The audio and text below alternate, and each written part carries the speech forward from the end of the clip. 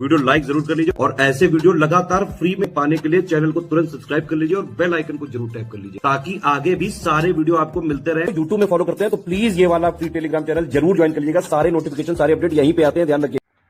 Hello everyone, welcome to ROARO by study for civil services, myself Alka Pandey. तो दोस्तों, इस video में हम लोग देख रहे हैं वायुमंडल और पढ़ेंगे वायुमंडल का संघटन। तो सबसे पहले देखिए, वायुमंडल जो है वो गैसों, जलवाष्प और धूल कणों से बना है। ठीक है, वायुमंडल जो है उसमें गैसें हैं, जलवाष्प है और धूल कण है।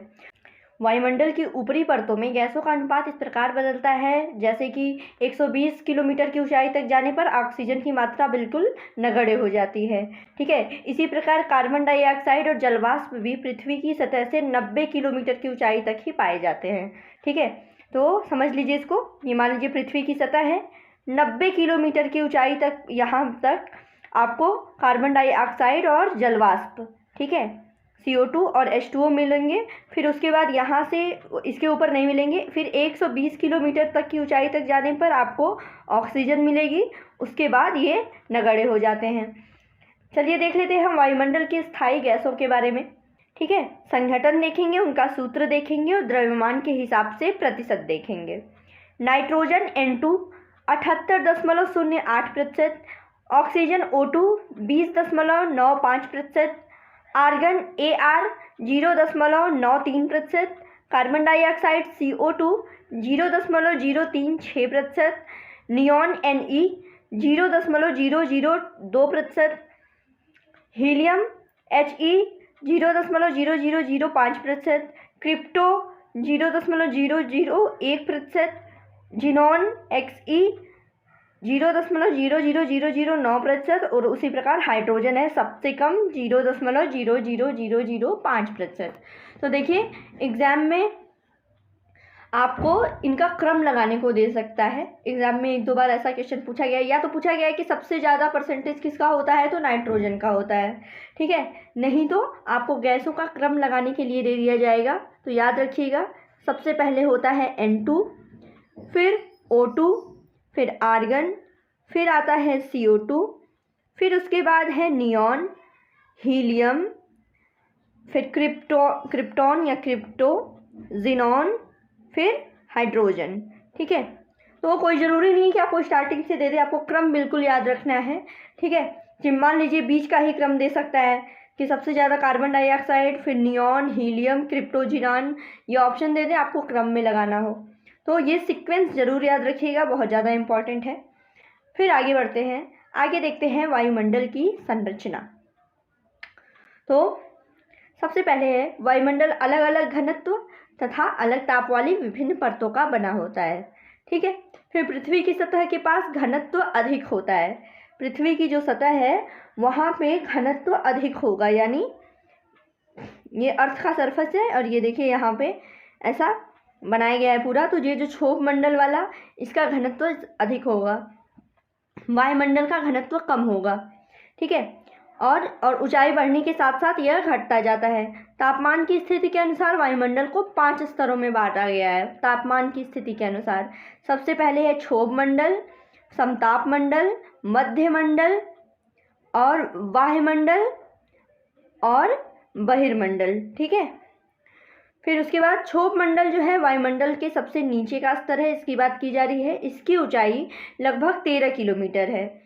ये ध्रुव के पास 8 किलोमीटर और विषुवत वृत्त पर 18 किलोमीटर तक की ऊंचाई तक का है। ठीक है, याद रखिएगा, ध्रुव के पास 8 किलोमीटर और विषुवत वृत्त पर 18 किलोमीटर। क्षोभ मंडल की मोटाई विषुवत वृत्त पर सबसे अधिक है क्योंकि तेज वायु प्रवाह के कारण ताप का अधिक ऊंचाई तक संवहन होता है। इस संस्तर में धूल कण और जलवाष्प मौजूद होते हैं। मौसम के परिवर्तन इसी संस्तर में होता है और इसी में 165 ऊंचाई तक तापमान जो है 1 डिग्री से घटता जाता है। जैविक क्रिया के लिए सबसे महत्वपूर्ण है। तो ये हमने देख लिया क्षोभ मंडल के बारे में। ये पृथ्वी की सतह का सबसे पास का मंडल है। इसमें ध्रुवों पर इसकी चौड़ाई जो है 8 किलोमीटर, विषुवत रेखा पर 18 किलोमीटर होती है और इसमें क्या बताया गया है, जैविक क्रिया के लिए ये बहुत ही ज़्यादा महत्वपूर्ण है और मौसम में परिवर्तन भी इसी में होता है। ठीक है, क्षोभ मंडल में मौसम में परिवर्तन क्षोभ मंडल में, और जैविक क्रियाएं भी क्षोभ मंडल में। और क्षोभ मंडल में ही 165 मीटर की ऊंचाई पर आप जाएंगे कि तापमान 1 डिग्री सेंटीग्रेड घटता जाएगा। ठीक है, ऊपर की तरफ जाने पर। फिर क्षोभ मंडल के बाद पड़ता है समताप मंडल। ठीक है, तो क्षोभ मंडल और समताप मंडल के बीच की जो बाउंड्री होती है, जो सीमा जो इसको अलग करती है, उसको क्षोभ सीमा कहते हैं। ठीक है, फिर चलिए आगे देखते हैं, समताप मंडल के बारे में पढ़ेंगे।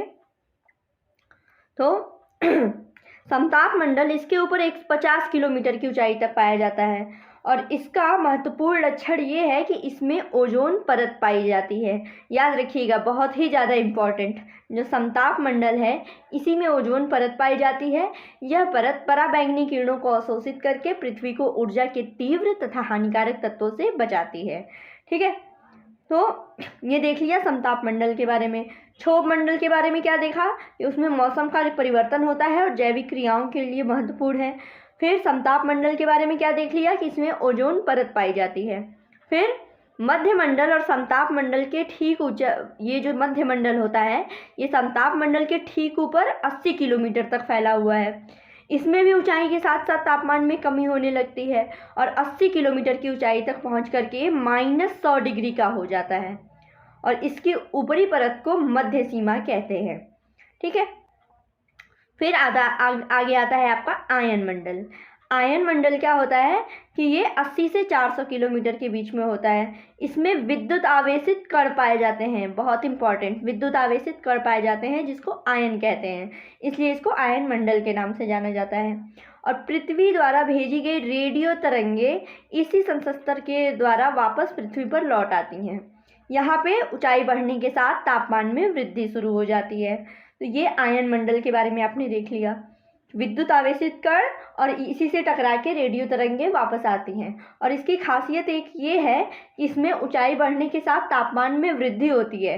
बल्कि हम लोगों ने क्षोभ मंडल में और मध्य मंडल में क्या देखा था, ऊंचाई बढ़ने के साथ साथ में तापमान में गिरावट आती है, लेकिन आयन मंडल में जाकर के ऊंचाई बढ़ने के साथ साथ तापमान भी बढ़ने लगता है।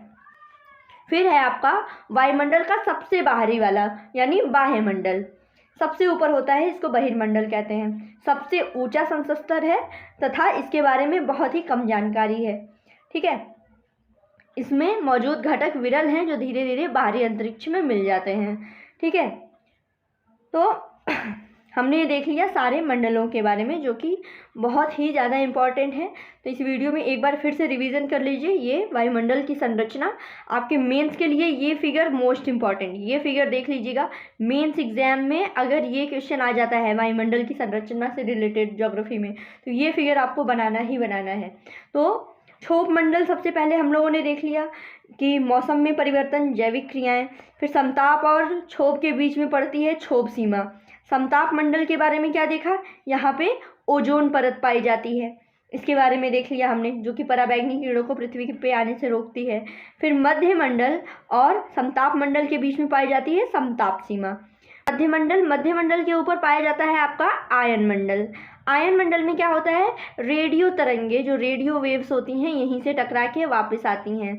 ठीक, और फिर सबसे बाहरी है बहिर्मंडल, जिसके बारे में अभी ज़्यादा स्टडी नहीं की गई है। तो दोस्तों इस वीडियो में बस इतना ही, अब देखेंगे हम अगले वीडियो में। Thank you so much.